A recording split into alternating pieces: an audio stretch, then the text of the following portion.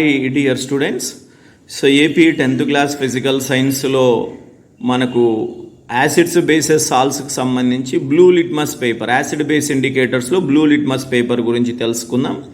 ఇంతకుముందు వీడియోలో మనము రెడ్ లిట్మస్ పేపర్స్ గురించి తెలుసుకుందాం. సో మీరు యాక్టివిటీస్ అన్నీ ప్లేలిస్ట్లో గమనించవచ్చు మన ఛానల్లో.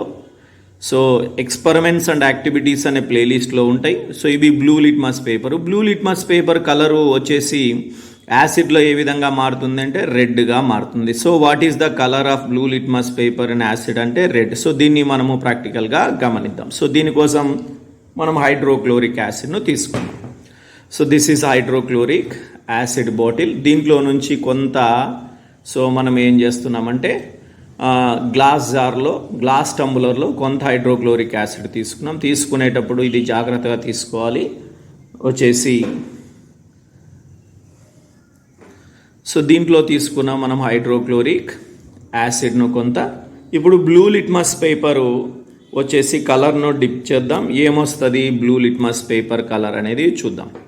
So now we are dipping a blue litmus paper. So నా మీరు చూడొచ్చు బ్లూ లిట్మస్ పేపర్ కాస్త ఏమైంది అంటే రెడ్ లేక వచ్చింది. సో ఇంకా డిప్ చేస్తున్నాం.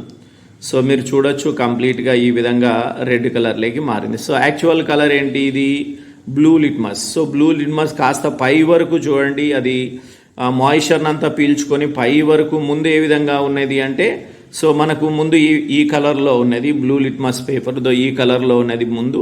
సో ఇప్పుడు మీరు దీంట్లో ఉన్నటువంటిది గమనించవచ్చు, ఏ కలర్లోకి మారిపోయింది, పూర్తిగా రెడ్ కలర్లోకి మారిపోయింది. సో కాబట్టి